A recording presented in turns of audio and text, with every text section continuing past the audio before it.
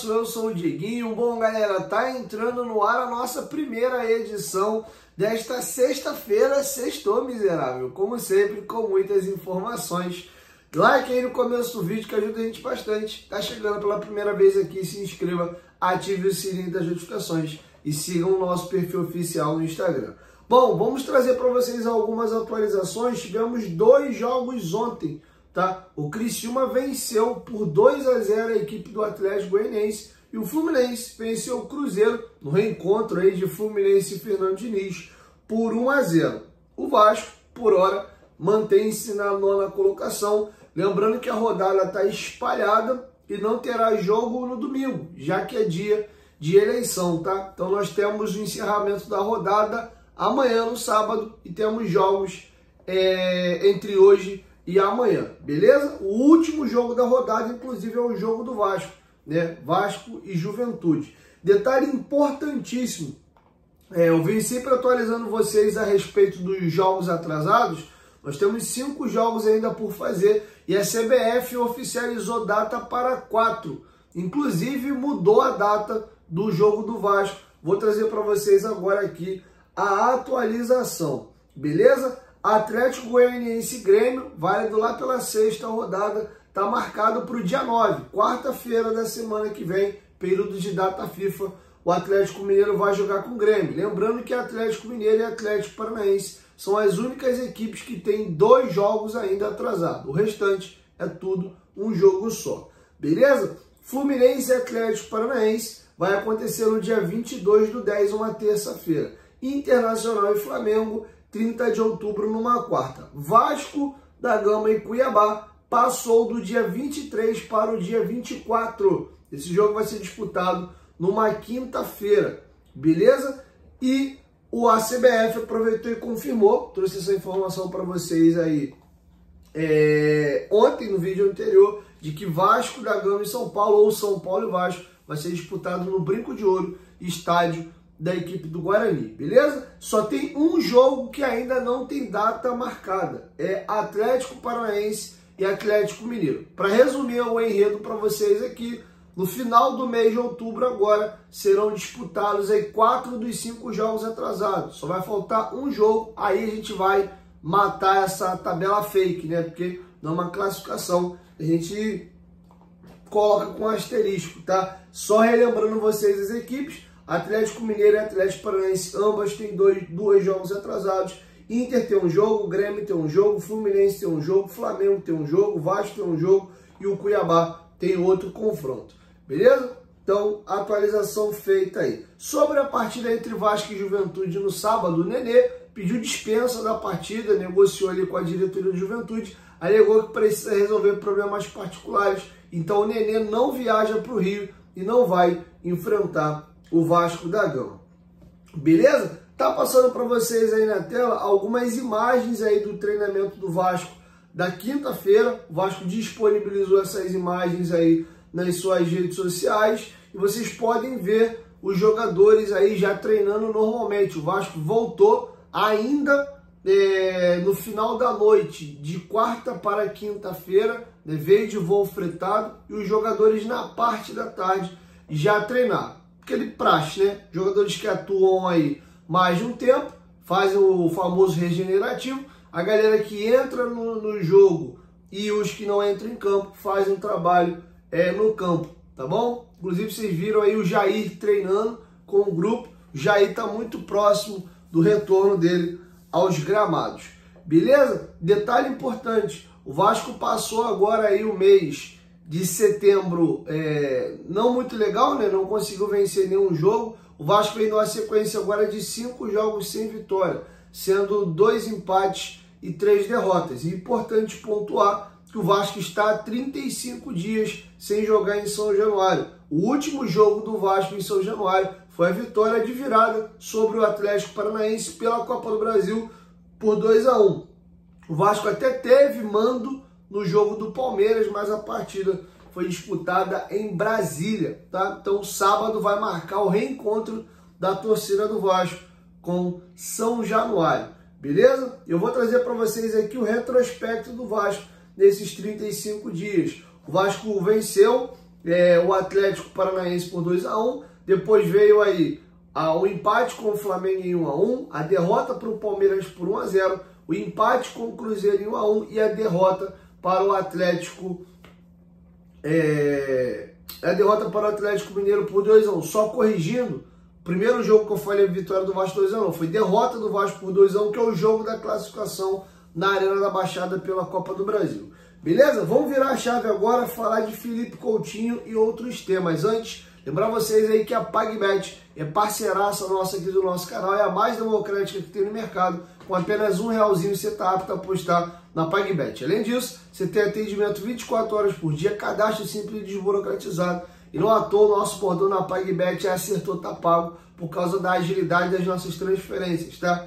Acertou, tá pago. Faça como o senhor Adalberto. Lembrando que você tem que ser maior de 18 anos, seja responsável, não é meio de vida, é só para você se divertir. Você pode ganhar, mas também pode perder, beleza? PagBet, parceira do canal Futebolaço. O link tá aqui, ó, no primeiro comentário fixado do vídeo. Para finalizar, galera, vamos ouvir aqui o restante da entrevista coletiva do Paiva e eu encerro a participação do Paiva aqui nessa semana no canal, tá? Queria ouvir alguns temas importantes. Primeiro tema que ele foi questionado é sobre a falta de criatividade da equipe. O Vasco vai precisar vencer o jogo contra o Atlético Mineiro em São Januário, mas o Vasco vem criando pouco. Como corrigir isso? Ele pensa talvez em mudar a formação, é só questão de peça. O Paiva foi indagado sobre essa questão da criatividade. Ele também analisa a participação do Felipe Coutinho, é perguntado se ele preocupa ou não. Já trouxe para vocês a informação de que o Coutinho tá 0 bala. Ele foi questionado por que não está utilizando o Maxime Domingues, que eu vi muitas pessoas sugestionando isso aqui nos comentários. Vocês vão ouvir do próprio Rafael Paiva por que não utilizou o jogador ainda. E também, para fechar, ele vai falar sobre a expectativa do jogo de volta em São Januário e sobre a utilização do Léo. Vai ser fundamental para o Vasco aí o apoio do seu torcedor, essa pressão para a gente conseguir avançar e escalar o Léo aí, vai jogar um balde de água fria na galera. Então o Paiva recebeu até essa casquinha de banana aí na coletiva para poder falar sobre. E aí, vai precisar da torcida, vai escalar o Léo? A resposta do Paiva sobre o momento do Léo é bem interessante. Com vocês, o Rafael Paiva embrulhando esses temas aí. Internamente a gente fala muito com os atletas, né? A gente sabe que o próximo passo que a gente tem que dar é ter mais o controle do jogo com a bola. Então acho que em alguns momentos a gente consegue, mas a gente oscila dentro do mesmo jogo. A gente consegue ter boas transições, hoje a gente fez um gol de contra-ataque, que é uma marca que o Vasco tem, a gente consegue quebrar a pressão em alguns momentos, a gente não consegue sustentar isso por um jogo todo. Então a gente sabe que a gente tem que trabalhar muito, nós temos total consciência disso, e a gente vai continuar trabalhando. De novo, também acredito que é um processo que já está melhor do que alguns jogos atrás, mas nesse nível de jogo, para o próximo jogo do Atlético, para onde a gente quer chegar no Campeonato Brasileiro, a gente precisa ter uma criatividade mais alta, a gente está trabalhando muito em cima disso e a gente tem que evoluir porque agora a gente quer ser agressivo, a gente quer marcar, mas a gente também precisa jogar. Então a gente tem consciência disso e a gente está buscando aprimorar.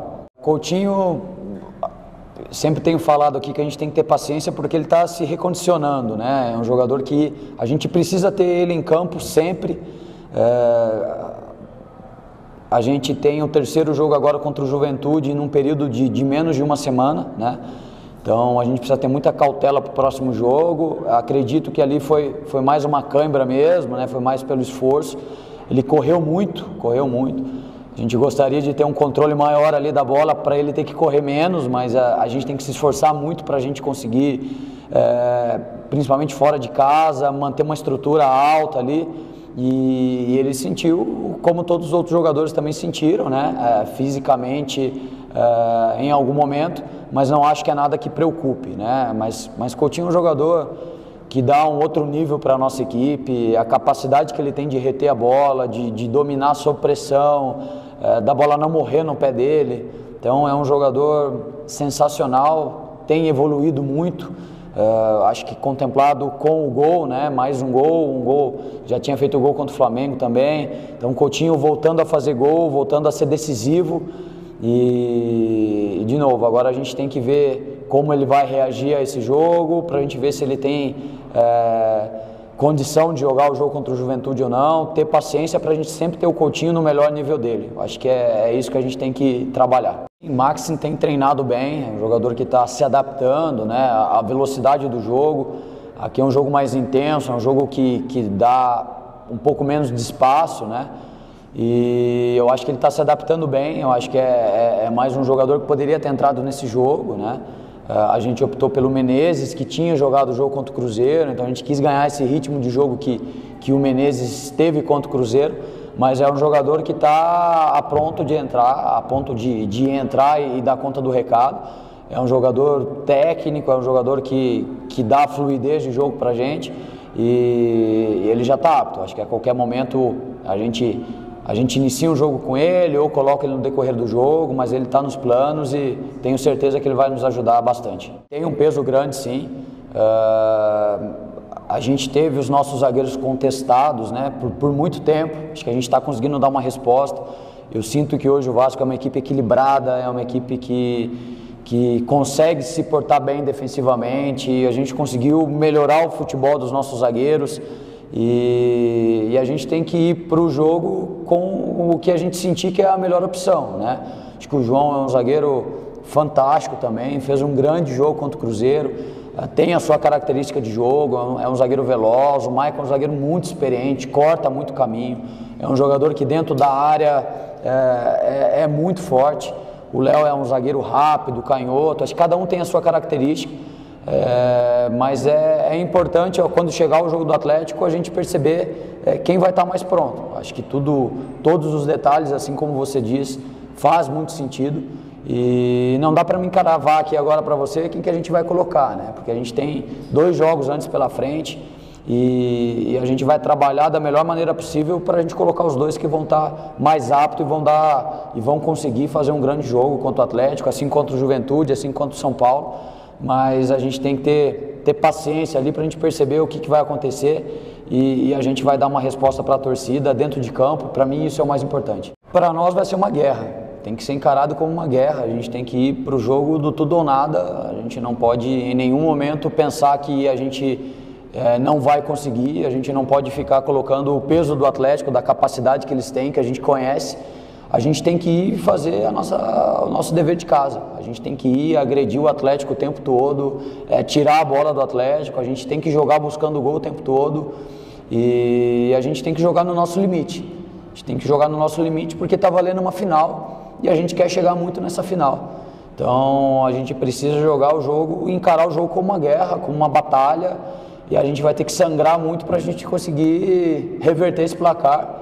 Mas a gente vai, do primeiro minuto, a hora que o juiz apitar, a gente vai buscar a vitória o tempo todo e a gente tem internamente certeza que a gente pode conseguir. A gente vai lutar muito, a gente vai trabalhar muito para a gente buscar essa classificação para a final. Bom, galera, é isso. Assim nós vamos encerrando a primeira edição do dia. Quero te ouvir. Deixe a sua opinião aqui embaixo nos comentários sobre tudo que a gente discorreu nesse vídeo. E aí, tem clima para o Léo jogar a partida contra o Atlético Mineiro? Lembrando que tem 2 jogos antes. Sábado agora tem um confronto com o Juventude, pausa de 10 dias aí para a data FIFA, quando retornar os campeonatos.